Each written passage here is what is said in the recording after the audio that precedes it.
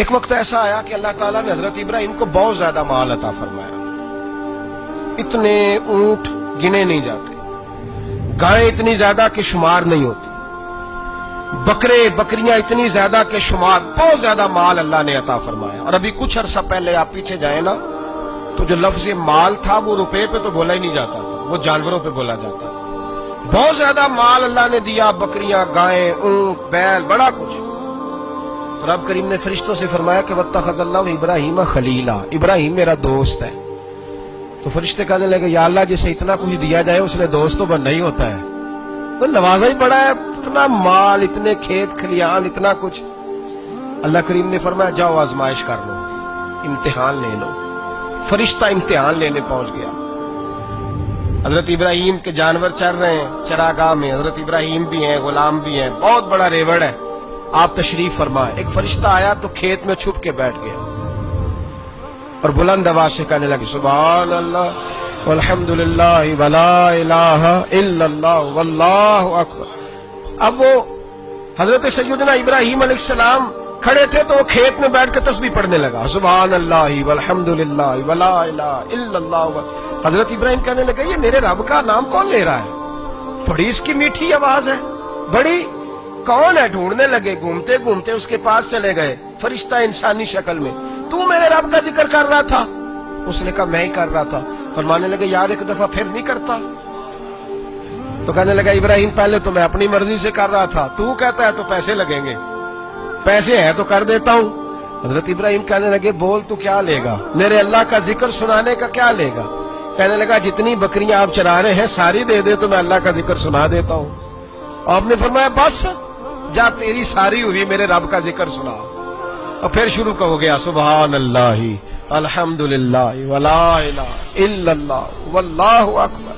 حضرت ابراہیم علیہ السلام کیف میں یار پھر ذرا سنا، نہ علما وچ پھسا سانو تو یار دی گل سنا سانو، ذرا دوبارہ سنا. میں پھر سنایا، ایک دفعہ پھر کہا. رشتہ کہنے لگا بس جی آپ کے پیسے پورے ہو گئے. حضرت ابراہیم کہنے لگے چل ایک دفعہ اور سنا. کہنے لگا پیسے لگیں گے. تو کیا لے گا؟ کہنے لگا گائیں بھینسیں ساری میری. فرمایا بس یار اتنی قیمت، تو سنا صحیح، سارا کچھ ہی تیرا. پھر شروع ہو گیا سبحان اللہ والحمد للہ ولا الہ الا اللہ واللہ اکبر. گائیں دے دی، بھینسیں دے دی، وہ ذکر سناتا. حضرت ابراہیم کبھی مچلتے ہیں، کبھی روتے ہیں، کبھی آہیں بھرتے ہیں. تو میرے رب کا نام لے رہا ہے، ذرا پھر سے لے. کیف جاری ہے. کہنے لگا بس بھائی. حضرت ابراہیم فرمانے لگے تو اور لے لے جو لینا ہے، مجھے ذکر سنا.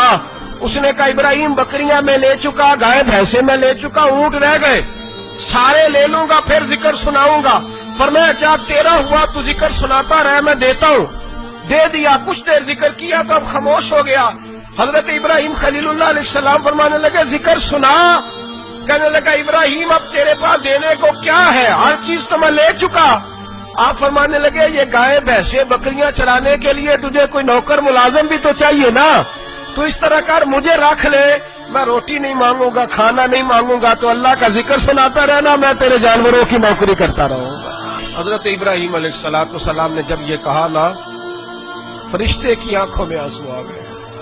تر دامنی پہ شیخ ہماری نہ جائیے، ہم دامن نچوڑ دیں تو فرشتے وضو کریں. فرشتہ رو پڑا اور کہنے لگا ابراہیم مجھے سینے سے لگاؤ، آپ واقعی اس قابل ہے کہ اللہ آپ کو اپنا دوست بنائے.